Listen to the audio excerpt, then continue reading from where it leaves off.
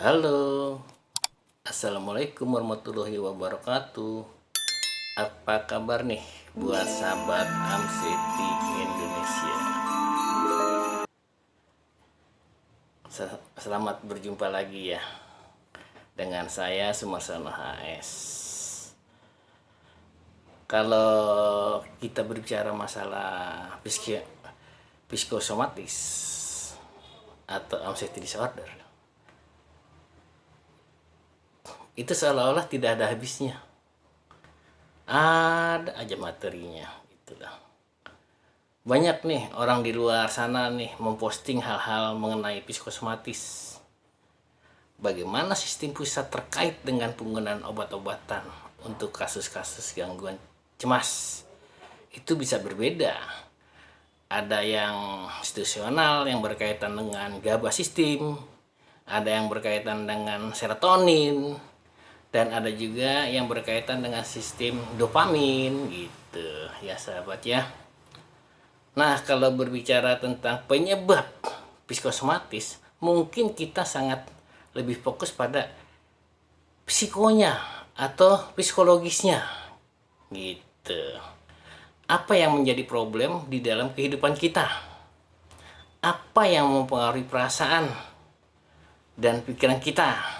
Sehingga seringkali menjadi salah satu sumber yang dianggap satu-satunya penyebab atau yang menyebabkan masalah psikosomatis tersebut. Namun kita lupa bahwa somatik atau fisik itu juga sangat penting ya. Contohnya banyak dari kita nih yang mungkin memperlihatkan diri bahwa saya sudah aman kok secara psikologis. Saya santai, saya asik-asik aja. Pokoknya saya jadi cool dah, jadi orang gitu. Kayak nggak bakalan stres dah saya. Namun kalian tahu gak, makanan kita berpengaruh gak? Ternyata sangat berpengaruh sahabat gitu. Contoh ya, misalnya ya kalau teman-teman nih suka banget dengan gula pasir, ya kan? Kalau gula, maka ya sahabat Amseti Indonesia ya, ngerti kan gula kan?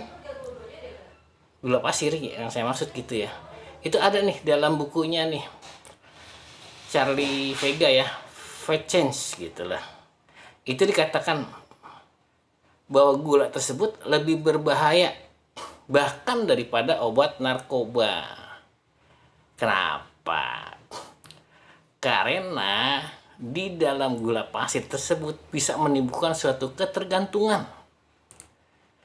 Rasanya itu kita nggak bisa lepas dari gula. Saya sendiri ini pernah nih mengalami yang dulu banget waktu saya masih muda ya. Saya pikir ya enak banget nih kalau lagi makan bakso, makan pangsit, terus minumnya teh manis deh, ya kan? Wah, rasanya itu kalau habis makan pedes-pedes tuh, terus minumnya teh manis tuh, wis mantep gitu.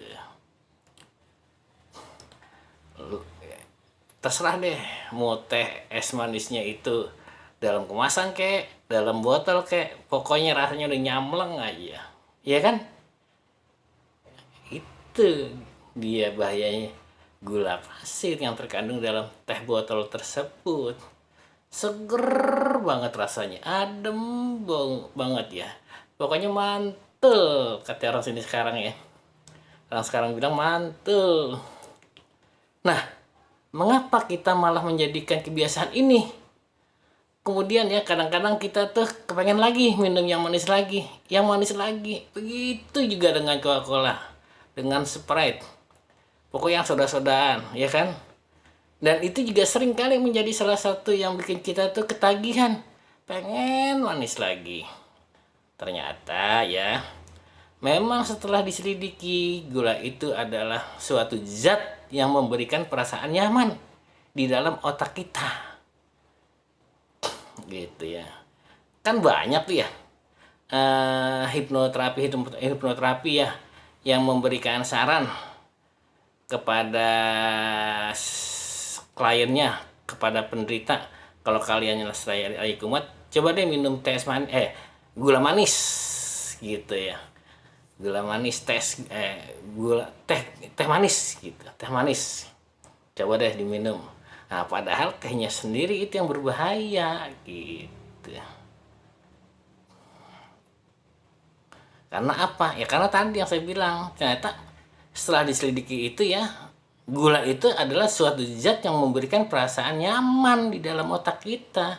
Jadi kalau di dalam psikosomatis, makanan, kemudian yang bersifat fisik, tadi ya berpengaruh ke kondisi fisik, itu juga mempengaruhi saraf pusat. Di dalam hal ini adalah pikiran kita. Tidak heran kan banyak orang yang bilang makan coklat biar enak katanya, ya kan? Biar rasanya nyaman. Mungkin sebenarnya coklat itu yang bermasalah adalah gulanya. Yang kemudian adalah emotional eating terjadinya, ya kan? Yaitu kecenderungan nafsu makan yang berlebihan yang dipicu oleh stres dan emosi negatif. Gitu. Ya. Jadi di dalam suatu penelitian dikatakan ada 2 tipe tuh ketika orang mengalami depresi. Ada ketika mengalami depresi malah tidak mau makan. Iya kan? Ada kan di antara kalian kan? Nah, ini biasanya dikatakan classic depression gitu, atau depresi yang sifatnya klasik, yang sifatnya melankolis gitu. Ada juga satu lagi nih yang kalau kebanyakan stres, dia malah makan mulu, makan lagi gitu, ya kan? Karena ketika dia stres, dia itu rasanya kepengen makan lagi, dan kepengen lagi makannya. Gitu, sahabat. Insulinnya makin tinggi. Jika insulinnya makin tinggi, maka makin tambah tuh pengen makan lagi. Ini yang menyebabkan ketidakseimbangan endokrin. Salah satunya hormon insulin. Juga mempengaruhi depresi. Dimana banyak orang yang mengalami diabetes mellitus ya, atau penyakit kencing manis juga mengalami depresi. Gitu. Karena kalau kalian sudah tidak bisa di rem lagi penggunaan gula pasir, akibatnya apa? Ya kencing manis, ya diabetes tadi gitu ya. Kalau diabetes biasanya tuh ujung-ujungnya apa? Kebanyakan mereka juga depresi gitu ya. Nah, contoh-contoh ini tuh hanya sebagian kecil dari bagaimana fisik sangat mempengaruhi pikiran gitu loh, dan juga begitu sebaliknya. Contoh lain misalnya nih, terjadi pada kondisi otot, ya kan? Kan orang-orang anxiety itu kan ada 3 tuh kecemasannya: jantung, paru-paru, sama mah atau lambung. Nah, yang ketiga itu otot. Iya kan? Kenapa otot? Karena kan orang yang stres, tegang, ototnya tegang juga. Nah, itu dari leher, tulang belikat, pundak, itu semuanya pada menegang, pegal semua. Ya, sahabat Anxiety Indonesia, kalian tahu ya bahwa sekarang tuh apalagi di zaman era komputer, era digital, ya, semuanya itu serba online. Jadi kita tuh dienakin gitu loh. Zaman sekarang tuh kita dienakin. Kita nggak bergerak, kita duduk aja, udah selesai permasalahan. Kita lapar, nggak usah bergerak, lo ambil handphone, lo order makanan. Lo mau meeting, lo nge-zoom, beres semua tanpa bangun gitu. Ya kan? Waktu kita kerja di rumah kan, kalau kita meeting kan, pernah nggak kita meeting nge-zoom sambil berdiri? Kan nggak pernah kan, pasti duduk. Nah, kalau sudah kebanyakan duduk seharian, apa yang terjadi? Bosan, ya kan? Bosan. Nggak usah jauh-jauh deh, kita membuat konten itu duduk. kita editing video itu duduk, ya kan? Nah, saat kita baca-baca presentasi dan segala macam dengan posisi duduk yang mungkin ya tidak nyaman, ada yang ke sana, ada yang ke sini, karena udah seringnya kita duduk gitu loh. Jadi kita bongkok-bongkok sedikit gitu, ya kan? Nah, jadi ya banyak orang yang mengalami gejala psikosomatis. Kebanyakan selain daripada 3 keluhan utama psikosomatis, yaitu jantung, ya, lambung, paru. Satu lagi yang paling sering dikeluhkan adalah otot. Nyeri otot, tegang otot, pegal-pegal. Mengapa demikian? Kalau kita tegang, sistem saraf pusat kita tegang, maka kita bisa jadi lebih sulit untuk mengalami suatu proses nyaman, ya kan? Kalau semuanya sudah tegang, bisa gak lo nyaman? Ya nggak bisa lah. Udah tegang, otot lo juga tegang, nggak bisa nyaman. Karena apa? Karena kamu sebenarnya balik lagi ke atas, di sistem otak kita. Ketika kita stres, otak kita akan merespon sebagai suatu kondisi siap sedia, fight or flight respon. Ketika otak kita meresponnya dengan mengaktifkan sistem-sistem yang berhubungan, jantungnya ialah berdebar, sesak napas, karena napas lebih banyak lagi yang mau dihirup, yang mau diambil, ya kan? Sepertinya kayak kita kekurangan napas, kekurangan oksigen, maunya mau nambah lagi narikkan napas, napasnya juga jadi cepet, napasnya seolah-olah juga tidak sampai, ya kan? Nah, terus yang ketiga juga adalah lambungnya, itu malah di stop. Makanya seringkali ya gejalanya menjadi kembung dan ototnya terjadi suatu kekakuan, ya. Yang kita kan kalau kita mau berantem nih ya, kita harus menegangkan otot. Kan gitu, ya kan? Ayo loh, berantem sama gue loh. Ini udah ditegangin semua nih. Semua tangan, badan itu tegang semua tuh. Otot udah tegang semua. Kita siap berantem gitu. Makanya ya, di dalam beberapa video saya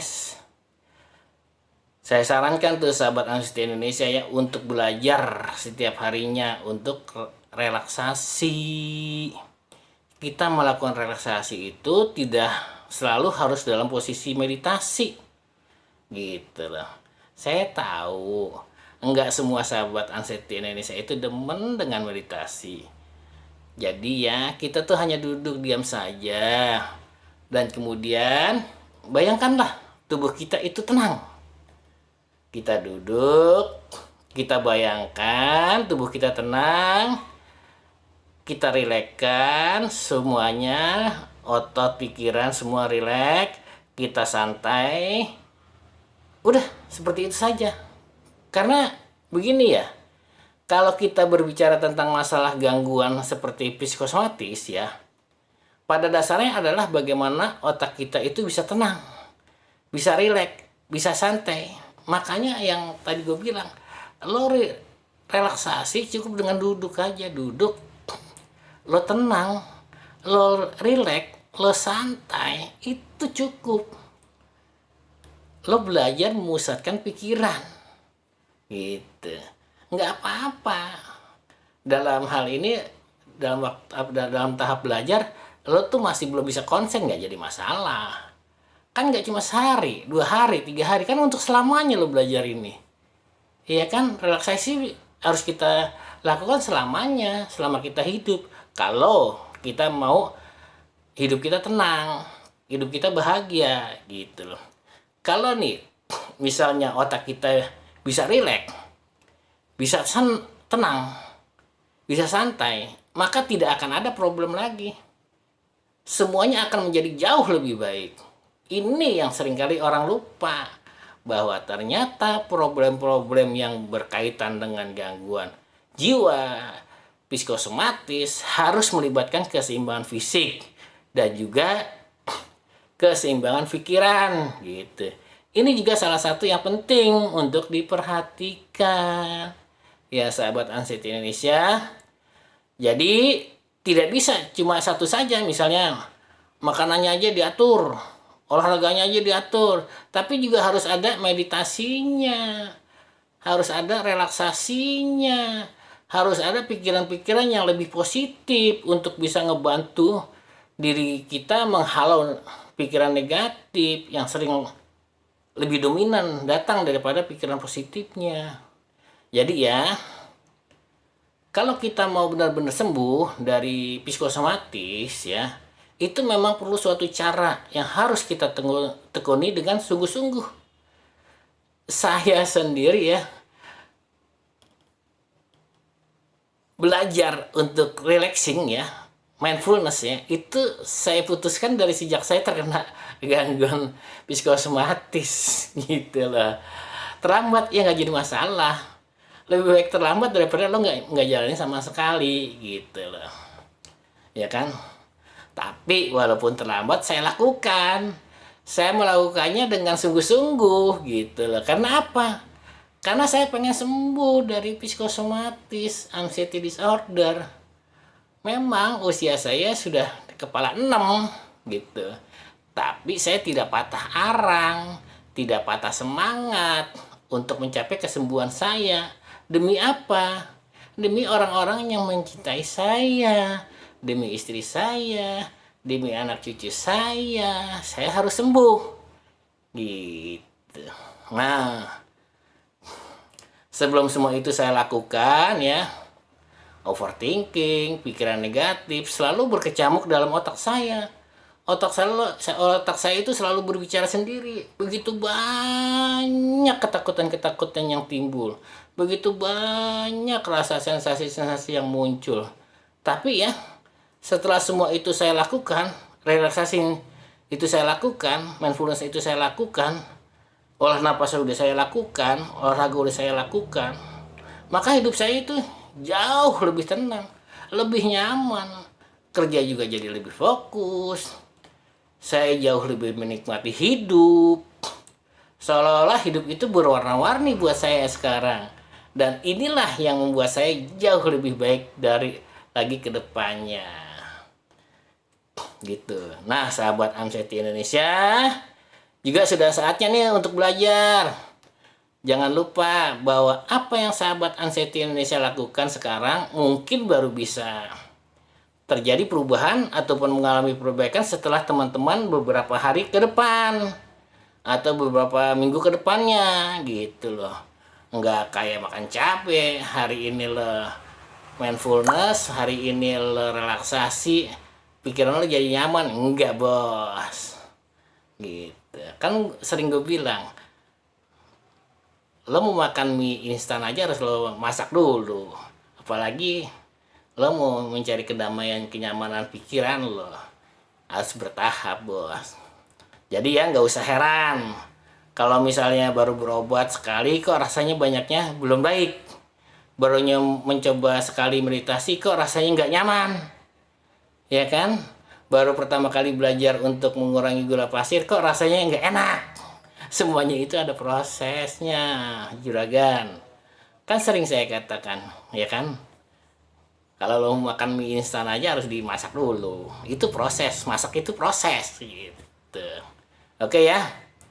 Semoga apa yang saya sampaikan ini ya bermanfaat buat sahabat Amseti Indonesia semua. Dengan memahami kembali apa itu psikosomatis dan bagaimana agar benar-benar sembuh dari psikosomatis, seimbangkanlah psikologisnya dan somatiknya, mind and body-nya. Saya rasa cukup sekian penjelasan saya mengenai cara sembuh dari psikosomatis tanpa harus makan obat.